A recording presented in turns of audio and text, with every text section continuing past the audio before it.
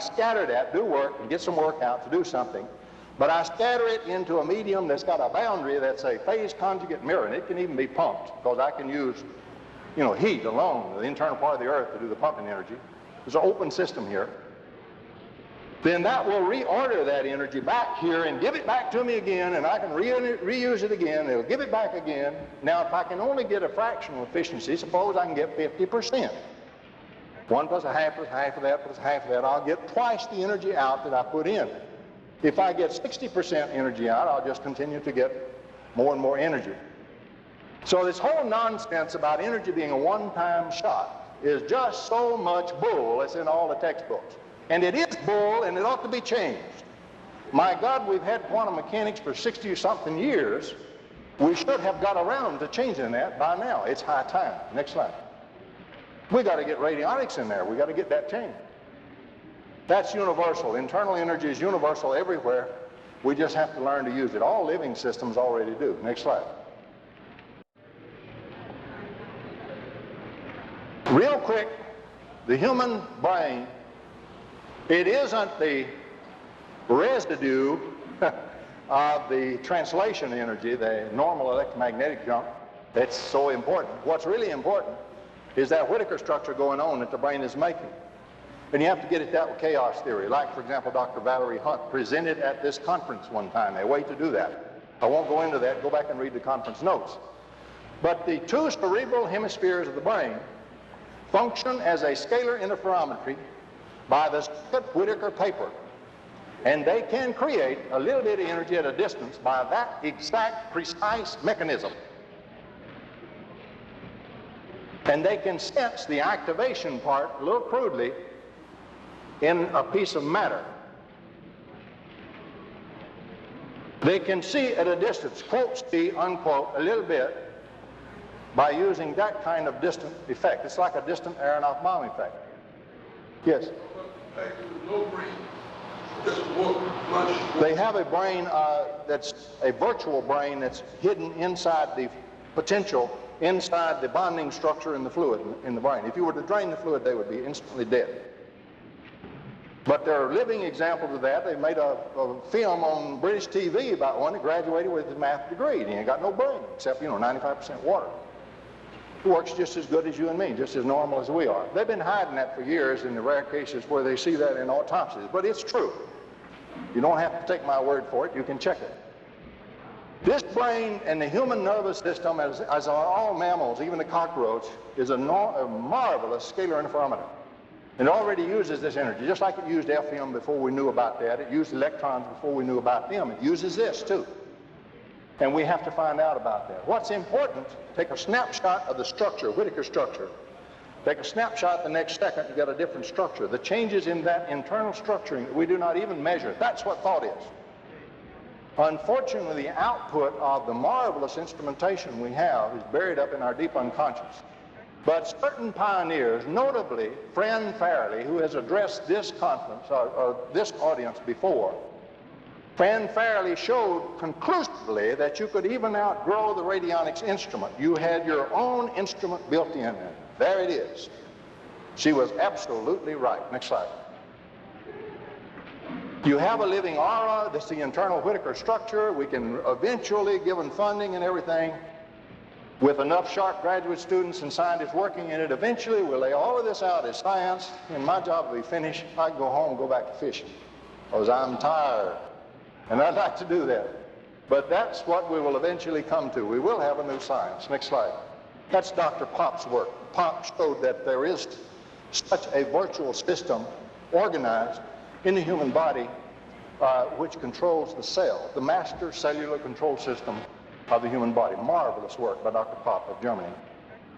The mechanism for everything we've been interested in parapsychology can be taken from the scalar electromagnetics based specifically on Whittaker's work. It's good science, and you can eventually do it in the laboratory and prove it. Next slide. Firewalking, next slide. How do your feet stay cool? Remember I said you can get negative energy at a distance, electrostatic cooling. And thank God there was even one TV program, and I don't have a copy, I wish I did, of the amazing Randy on one of these islands down here watching and checking the fire and looking at the temperature, and he said, I can't explain that one because the guy didn't run. He just walked off through there, and his feet didn't burn. Next slide. This is a typical thing in metal bending. You've all been to metal bending parties, I'm sure. The Curve-Wrong effect, much written about by my friend Chris Bird here. Curve-Wrong showed conclusively that these living systems can, in fact, transmute elements, even though they only got microwatts of power to work with. Well, you only need microwatts. You stick the grid signal in and you hold it, and the thing grows, like gradually charging the capacitor. After a while, you can get limited transmutation, particularly along the isomer chain. Next slide. Chickens do it very well. Next slide. Kosnashiev, this is an apparatus. You put a cell culture on each side, environmentally shielded with a thin window. Next slide. We're going to go real fast here and move along. You take the cells on one side and you kill them with anything you wish to, does not matter. And the light, the only communication between the sample from the same cell culture on the other side, the only communication is that whatever light happens to go through there. You got to spin it 20 times a minute because you've got to swirl in this field coupling Earth, Sun, and Moon. So you got to match that and get rid of that, and so that's why you do that. Got to be in the dark so you get rid of the normal photon jump, which breaks this up.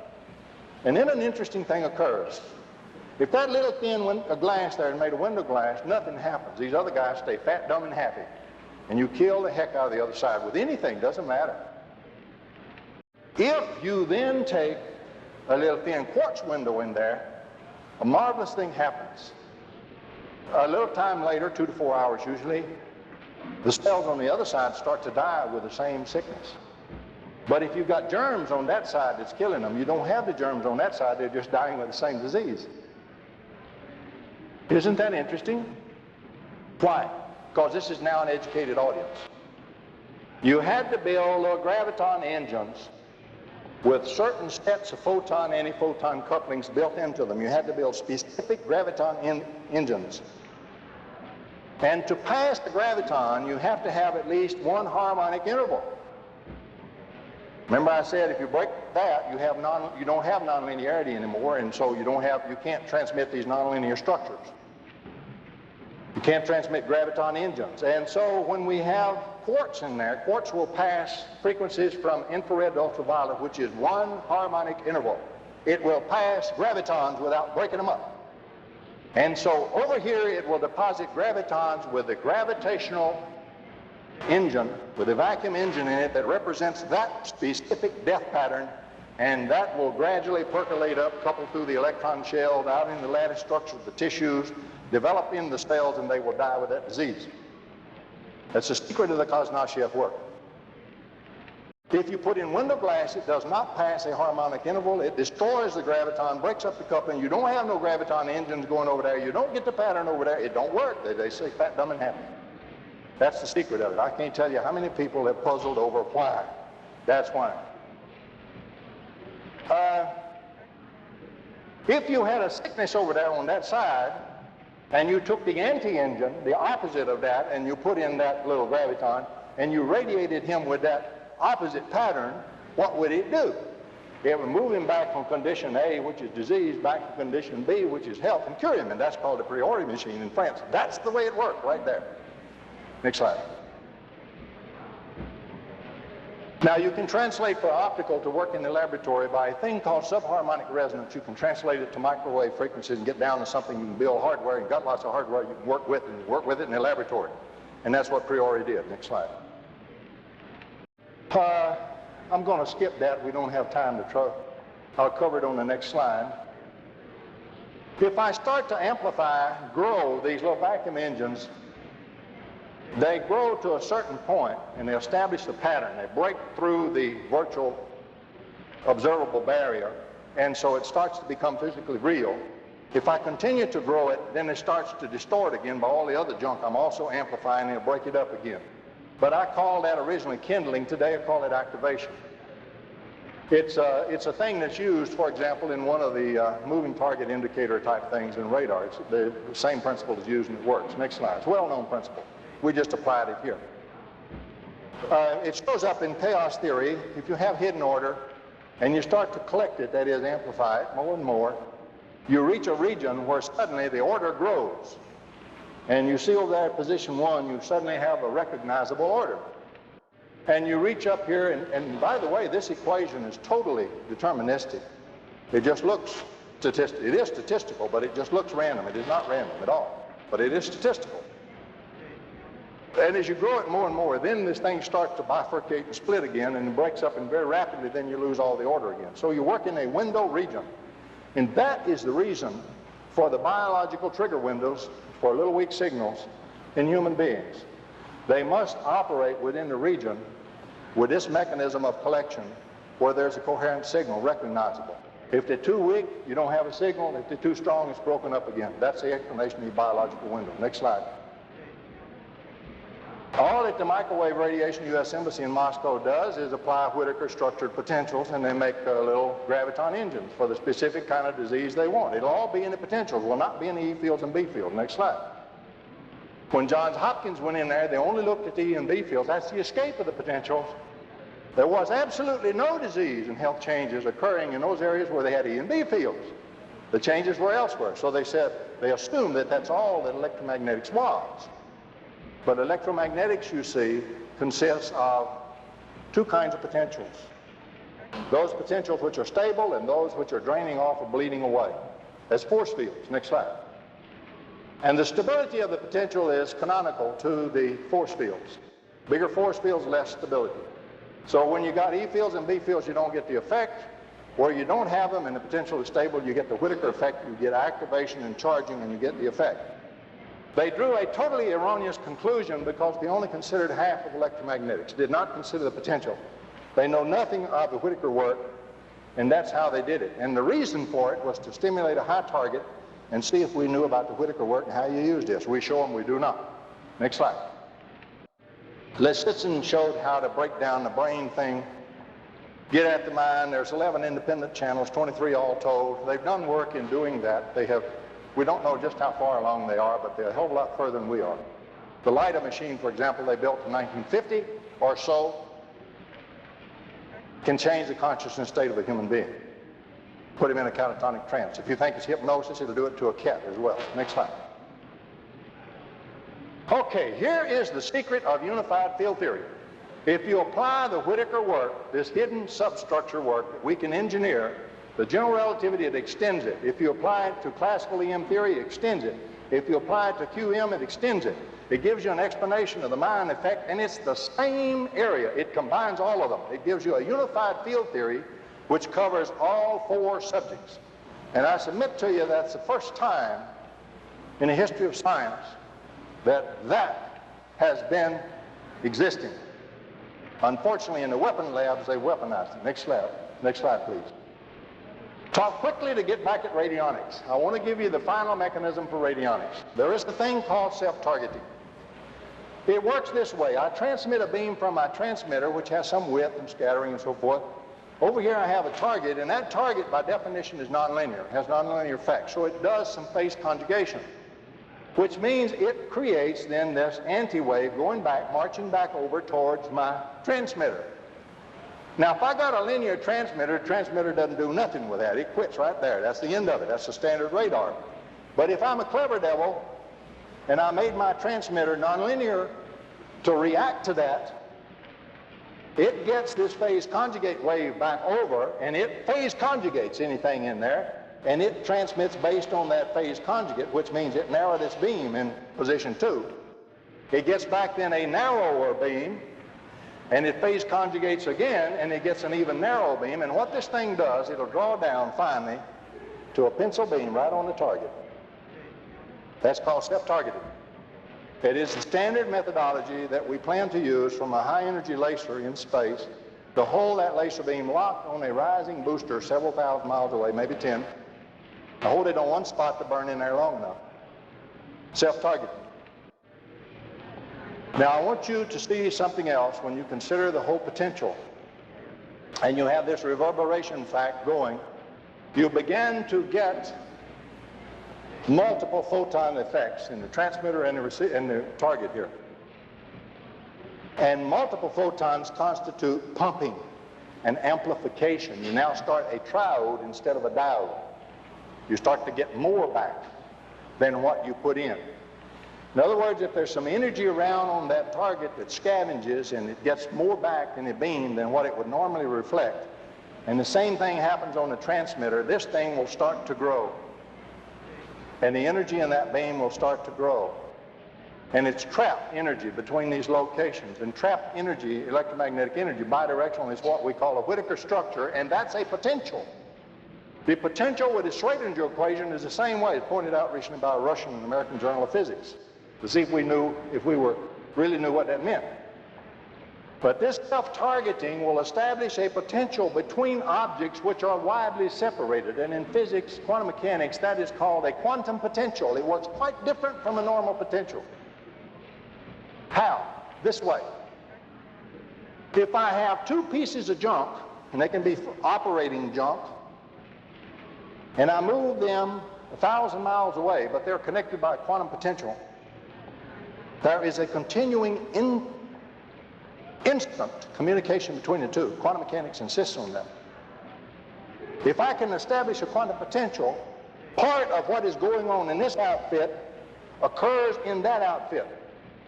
The thing thinks that it's one system put together working there on the bench, although we didn't design it that way, so everything gets in conflict with each other. But every part begins to feed every part. Boy, you talk about your hologram, the quantum potential is a nice holographic process. And the communication is far beyond the speed of light. That instant communication, by the way, has been proven in the laboratory. It works.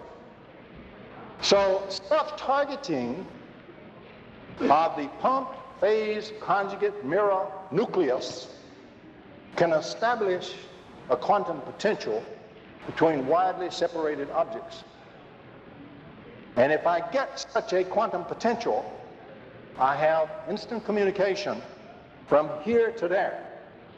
And T.G. Hieronymus, with a radionics machine, established a quantum potential, which is what a radionics machine does, using that process and the input of the human mind and the sensory perception of the human sensory system to track astronauts on the way to and landing on the moon, or going around the moon.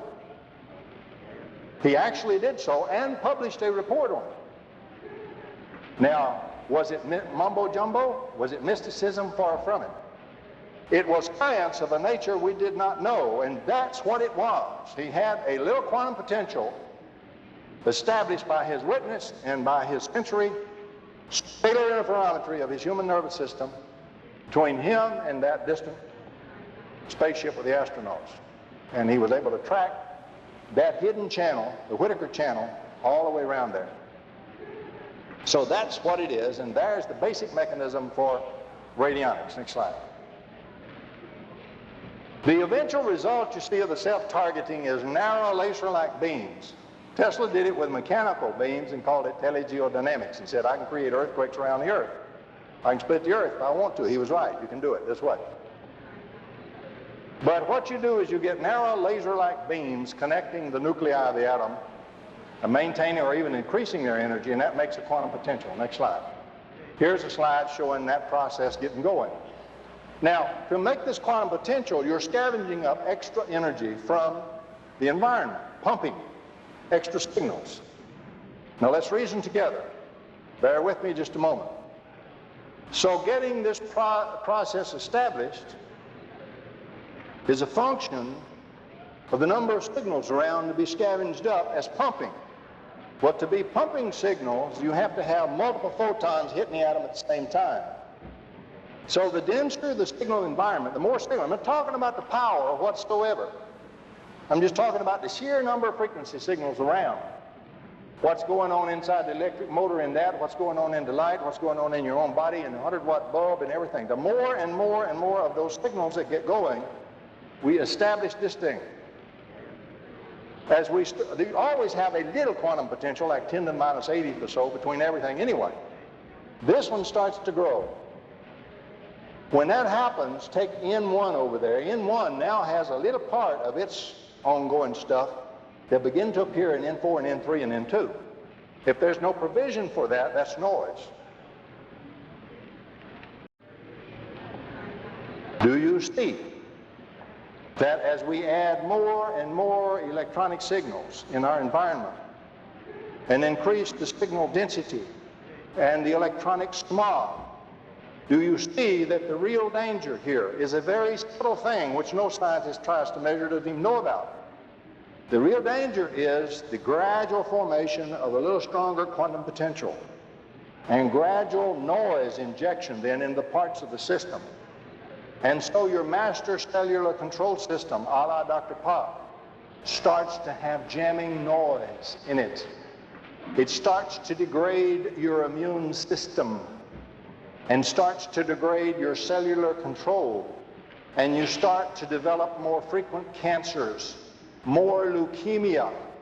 Catch an area where this is really going, you'll have a leukemia fluke. Bang, all the kids will be getting leukemia. Bang, they'll be getting cancer at an early age.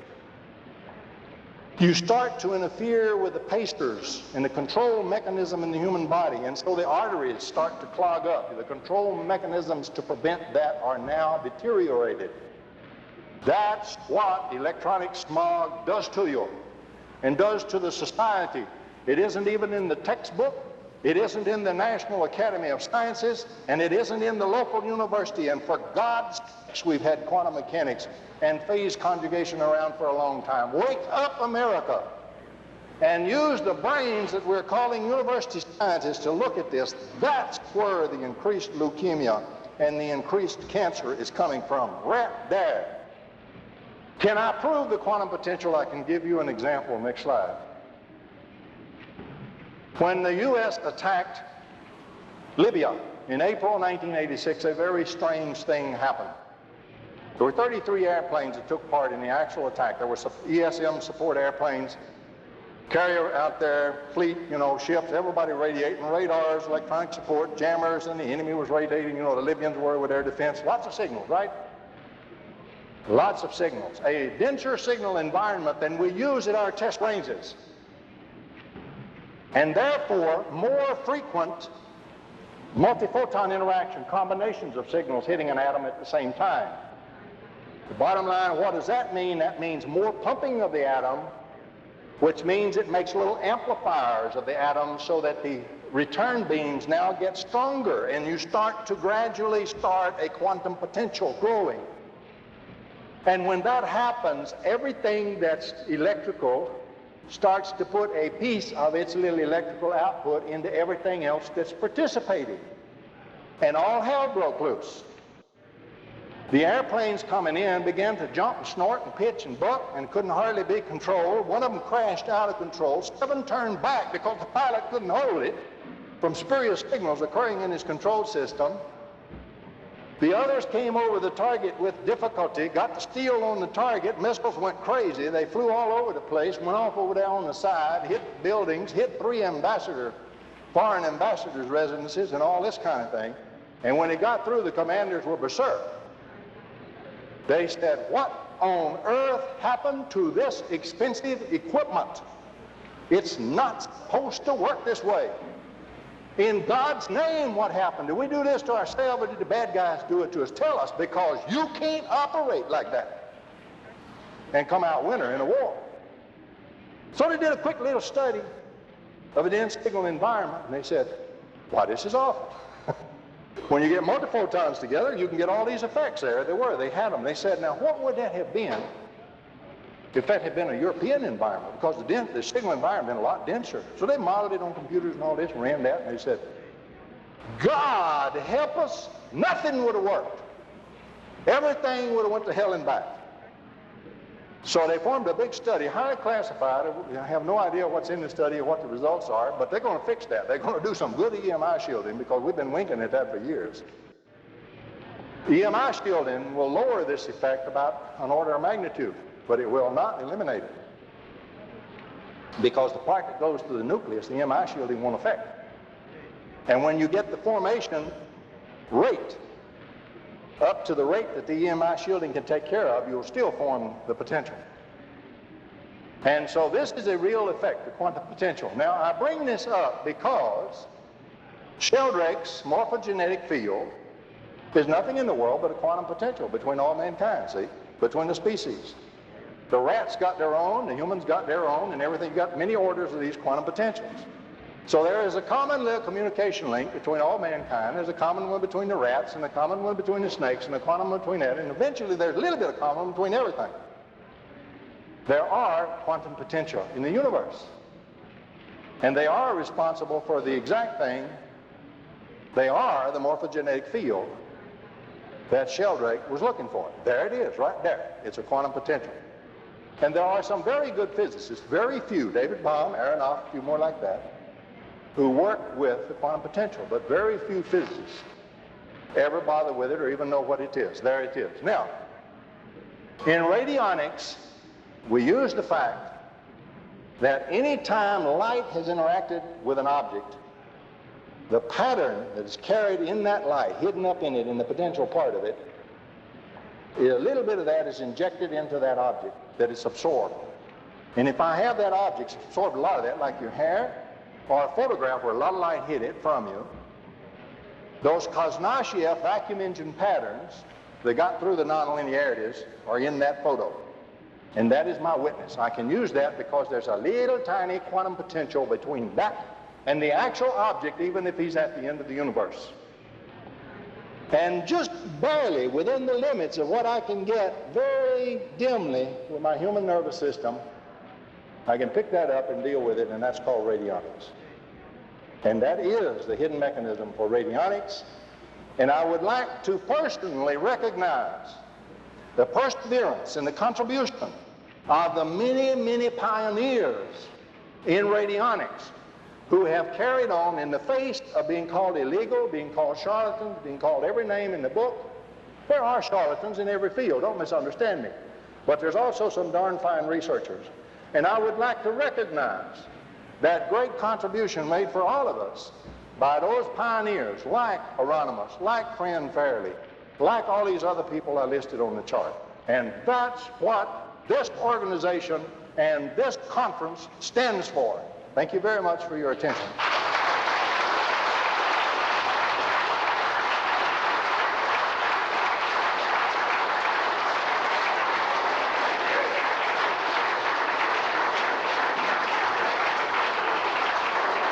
Yeah, put it on, put it on.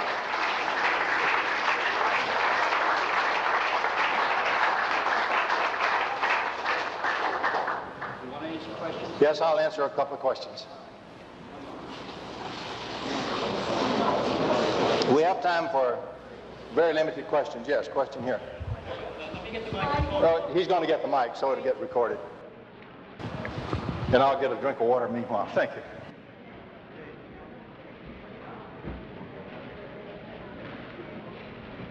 Thank you very much for your fantastic presentation. I think maybe that's what I came to this conference for. I would like to check with you if the framework which I'm trying to create to explain the moving of an object from one place to another due to a change in my own consciousness is adequate.